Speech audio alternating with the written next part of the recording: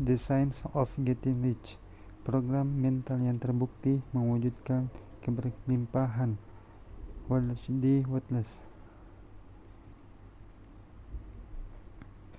The Science of Getting Rich.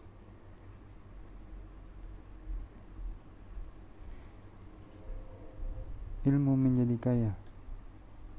A.S. Laksana.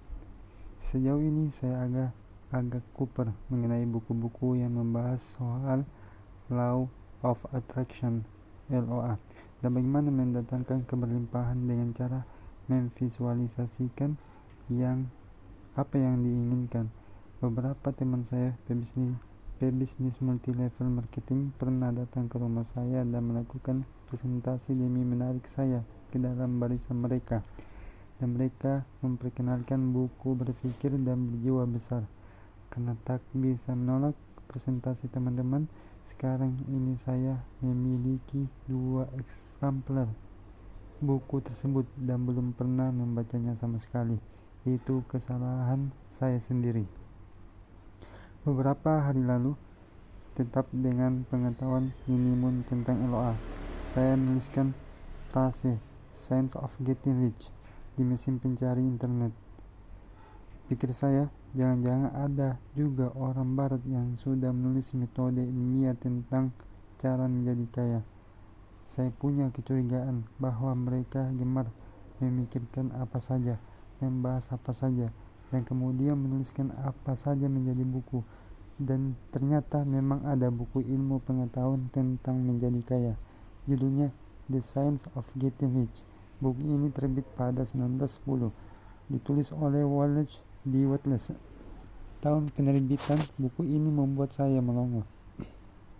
Jadi, ketika para proklamator kita masih bocah ingusan di Amerika Serikat, orang sudah memikirkan ilmu pengetahuan tentang bagaimana cara menjadi kaya dan menuliskannya sebagai sebuah sains dengan suara yang jernih dan penuh keyakinan.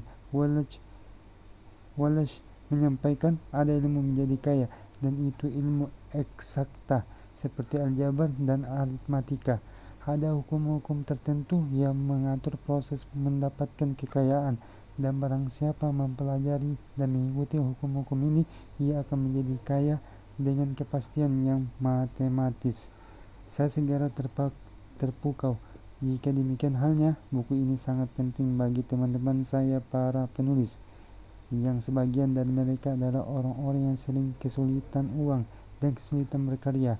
Beberapa orang bahkan kesulitan membeli buku, barang yang sesungguhnya sangat mereka butuhkan untuk menopang proses kreatif mereka. Tentu saja ilmu ini wajib dipelajari juga oleh semua orang. Ia akan menjadi ilmu yang berguna untuk mengurangi kasus penganiayaan pembantu rumah tangga kita di luar negeri.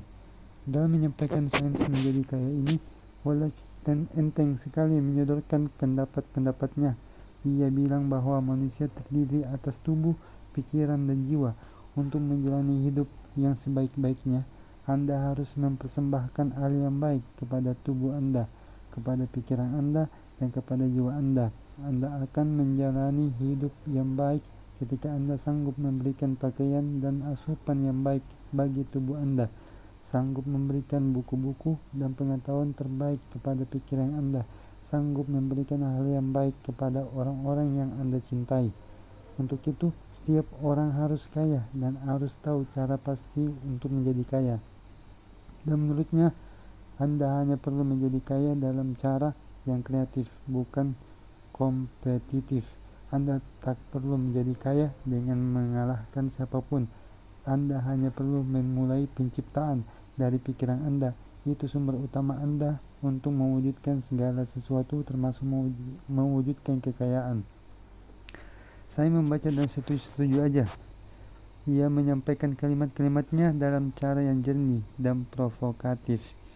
Lalu saya menambahi sendiri, benar Bung, segala sesuatu mulai dari jarum pentul sampai pesawat ruang angkasa menjadi ada mula-mula karena orang memikirkannya.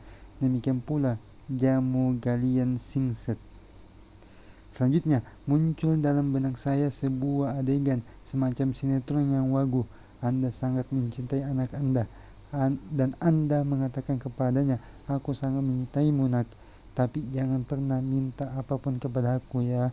Aku tidak akan sanggup memberikan apapun kebutuhan karena aku tidak pernah punya cukup uang. Itu saya kira ekspresi cinta yang konyol, dan Wallace tidak pernah menyediakan tempat dalam dirinya untuk memikirkan kemiskinan. Baginya, sebagaimana ia tulis dalam bukunya yang lain, How to be a Genius atau The Science of Being Great, kebahagiaan terbesar manusia adalah ketika ia bisa memberikan hal terbaik kepada orang-orang yang ia cintai.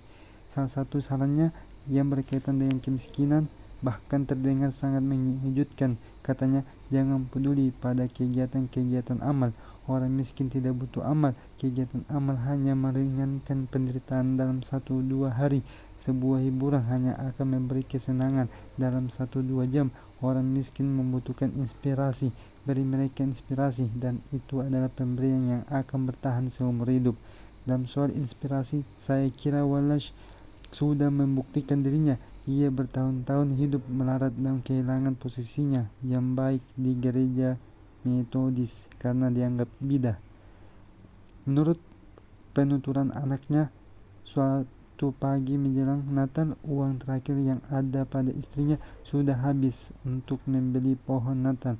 Wallace pulang saat itu dengan senyum mengembang di depan pohon Natal itu. Ia mengatakan bahwa sekarang adalah saatnya mewujudkan kemakmuran. Begitulah ia lalu memulai dari pikirannya. Ia melihat dirinya sebagai penulis yang berhasil, sebagai orang kaya, dan sebagai orang yang memberi inspirasi kepada orang banyak.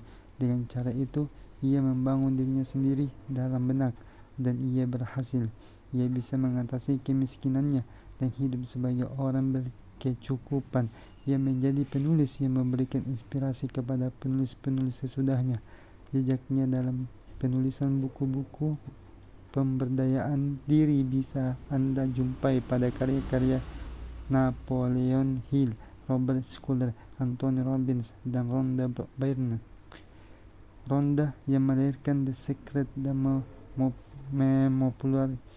memopulerkan istilah Law of Attraction adalah orang yang sedang bangkrut ketika suatu hari anaknya memberikan hadiah ulang tahun kepadanya buku The Science of Getting Rich. Tampaknya sains tentang menjadi kaya yang dirumuskan oleh Wallace benar-benar bekerja dalam kasus Byrne. Ia kemudian sukses dengan The Secret-nya, yang tidak lain adalah penulis ulang buku Wallace. Jadi mulailah dari pikiran. Itu perangkat utama Anda dalam penciptaan. Jadilah kaya lebih dulu, kata Wallace. Bicara filosofis nanti setelah beres urusan. Seperti apapun situasi Anda sekarang, lihatlah diri Anda melampaui apa yang tampak di permukaan. Disinilah orang-orang perlu kekuatan, sebab biasanya sangat sulit bertindak rileks ketika Anda di dasar kemiskinan. Tulis ini pertama kali diterbitkan dalam rubrik Ruang Putih, Jawa Pos Minggu. Pengantar penulis. Ini buku pragmatis, bukan filosofis. Sebuah petunjuk praktis, bukan risalah teori. Ia ditujukan bagi siapa saja yang kebutuhan mendesaknya adalah uang, yang berharap kaya lebih dulu, dan bicara filosofis nanti saja. Buku ini untuk mereka yang sejauh ini tak punya waktu, perangkat, atau kesempatan untuk belajar metafisika secara mendalam, tetap menginginkan hasil dan ingin mendapat kesimpulan ilmiah sebagai landasan bagi tindakan mereka tanpa harus bersusah payah untuk mencari sendiri kesimpulan itu. Diharapkan pembaca akan menerima pernyataan-pernyataan mendasar tentang keyakinan, persis seperti ia akan menerima pernyataan-pernyataan mengenai hukum listrik jika mereka diberitahu oleh Marconi atau Edison, dan mempercayai pernyataan-pernyataan tentang keyakinan yang akan ia buktikan kebenarannya dengan melakukan tindakan yang tidak disarankan tanpa rasa takut atau ragu. Setiap orang yang melakukan ini niscaya akan menjadi kaya, karena ilmu pengetahuan yang diterapkan di sini adalah ilmu eksakta dan tidak mungkin gagal. Bagi mereka yang ingin mendalami teori-teori filosofis demi mendapatkan fondasi logis bagi keyakinan, saya memberikan kutipan-kutipan yang meyakinkan. Teori monistik tentang semesta, teori bahwa semuanya adalah satu dan satu adalah semuanya, bahwa dunia adalah manifestasi dari satu zat, bermula dari agama Hindu dan kemudian memasuki alam pikiran barat dalam waktu 200 tahun. Itu adalah dasar dari semua filsafat timur, dan juga Descartes, Spinoza, Leibniz, Schopenhauer, dan Emerson. Pembaca yang ingin mendalami filsafat bisa membaca sendiri Hegel dan Emerson. Dalam menulis buku ini saya berusaha keras untuk simpel sehingga setiap orang bisa paham.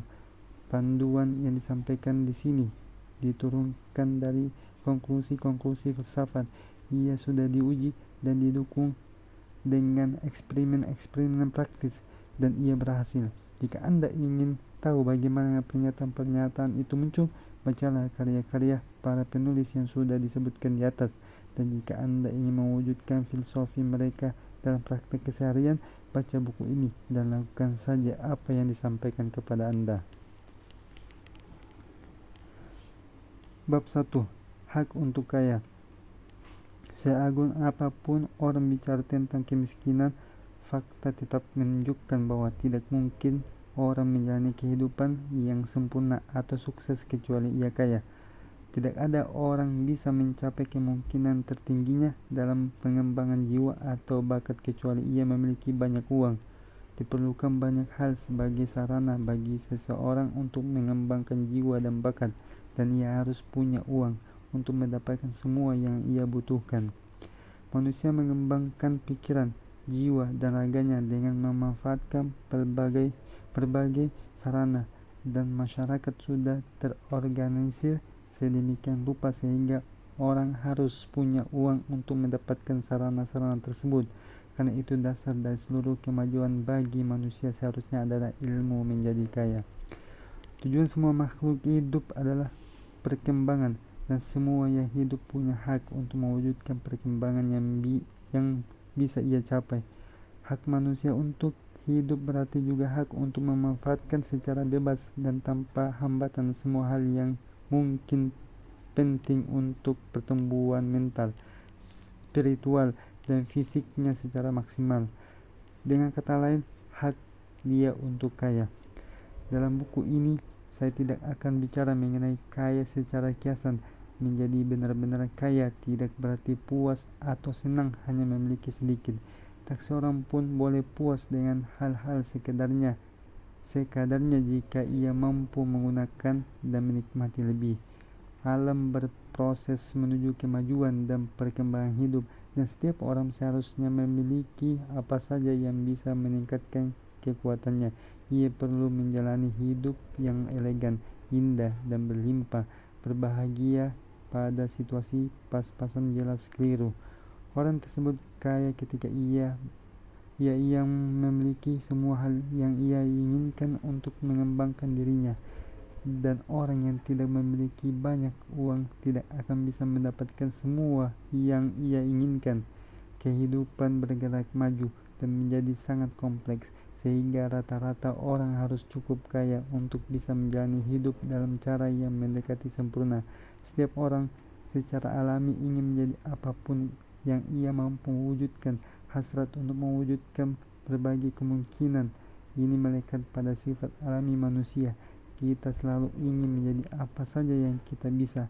Keberhasilan hidup adalah Anda bisa menjadi apa yang Anda inginkan, dan Anda bisa menjadi apa yang Anda inginkan hanya dengan menggunakan berbagai sarana. Anda bisa membeli itu semua. Memahami ilmu menjadi kaya karena itu menjadi ilmu paling penting dibandingkan semua ilmu pengetahuan lainnya. Tak ada salahnya ingin menjadi kaya. Hasrat menjadi kaya adalah hasrat untuk menjalani kehidupan yang lebih sempurna, yang lebih berpunya, lebih utuh, dan lebih berlimpah. Dan hasrat ini layak dihargai. Orang yang tidak memiliki hasrat untuk hidup lebih berlimpah adalah abnormal. Begitu juga dengan orang yang tidak punya keinginan memiliki banyak uang untuk membeli semua yang ia inginkan.